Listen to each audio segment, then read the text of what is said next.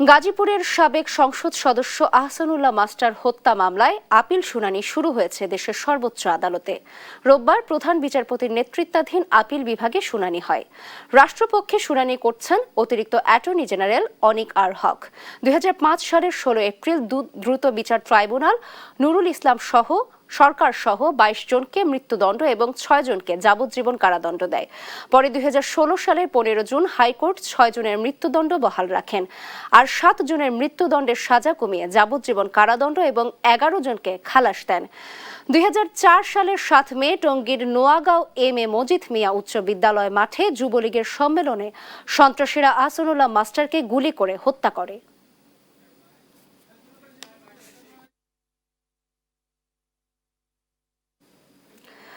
দর্শক, এ নিয়ে আরো জানাতে সরাসরি যুক্ত হচ্ছেন সহকর্মী জুনায়েদ আল হাবিব। জুনায়েদ, আহসানুল্লাহ মাস্টার হত্যা মামলার বিস্তারিত কি কি তথ্য আছে জানাবেন?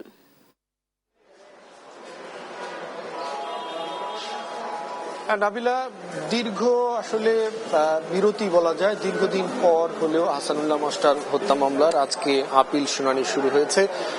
যদিও আসলে গত বৃহস্পতিবারও এটি কার্যতালিকায় ছিল, সেদিন আসলে শুনানি করতে পারেননি। আজকে প্রধান বিচারপতির নেতৃত্বাধীন আপিল বেঞ্চের 4 বিচারপতির নেতৃত্বে মূলত এই আপিল শুনানিটি শুরু হয়েছে এবং এটি আসলে বেশ কিছুদিন সময় লাগবে চূড়ান্ত রায় দিতে। হয়তো সেই রায়ে উচ্চ আদালতে দেয়া যেই 7 জনকে আসলে মৃত্যুদণ্ড দেওয়া হয়েছে এবং 6 জনকে যাবজ্জীবন কারাদণ্ড দেওয়া হয়েছে, সেই রায়টি আসলে বহাল রাখবেন নাকি এখানে কোনো পরিবর্তন আসবে সেটি তখন জানাতে পারবো। একটু যদি আপনাকে এই হত্যাকাণ্ডের পেছনের ঘটনা বলি, 2004 সালে টঙ্গীতে যুবলীগের একটি সম্মেলন চলাকালীন এই আহসানুল্লাহ মাস্টারকে গুলি করে হত্যা করে দুর্বৃত্তরা এবং তারপরই তার বড় ভাই বাদী হয়ে একটি হত্যা মামলা দায়ের করেন এবং এই মামলাটি তৎকালীন যারা ক্ষমতা ছিলেন সেই সময়ে দ্রুত বিচার ট্রাইব্যুনালে এই হত্যা মামলাটি আসলে বিচার কার্য শুরু হয় এবং সেখানে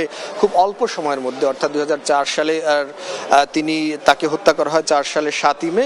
সেই মামলাটি 2005 সালের 16 এপ্রিল নিম্ন আদালত থেকে কিন্তু একটি রায় আসে এবং সেখানে দেখা যায় যে 22 জনকে মৃত্যুদণ্ড দেওয়া হয়েছে এবং 6 জনকে যাবজ্জীবন কারাদণ্ড দেওয়া হয়েছে। পরে আসামি পক্ষ উচ্চ আদালতে বিষয়টি আপিল করলে সেখানে উচ্চ আদালত গত 2016 সালের 15 জুন মূলত 6 জনকে মৃত্যুদণ্ড বহাল রাখেন এবং 7 জনের যাবজ্জীবন কারাদণ্ড দেন এবং 11 জনকে কিন্তু খালাস দেওয়া হয় এবং সেই রায়ে সংক্ষুব্ধ হয়ে কিন্তু আসামি পক্ষ উচ্চ আদালতের আপিল বিভাগে নিয়মিত আপিল দায়ের করেছেন। সেই আপিলটি আজকে শুনানি শুরু হয়েছে, হয়তো এটি সময় লাগবে।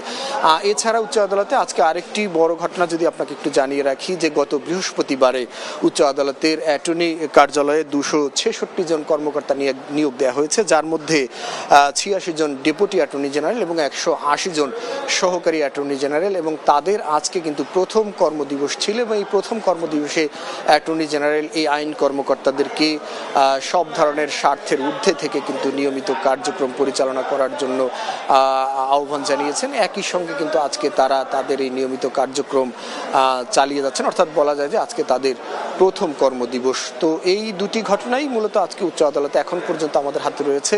এরপরেও যদি কোনো আলোচিত ঘটনা আমরা আসলে জানতে পারি, সে বিষয়টি আমরা পরবর্তীতে আপনাদেরকে জানিয়ে দিতে পারবো। তো এই ছিল এখন পর্যন্ত আমার কাছে সর্বশেষ। জুনায়েদ, ধন্যবাদ।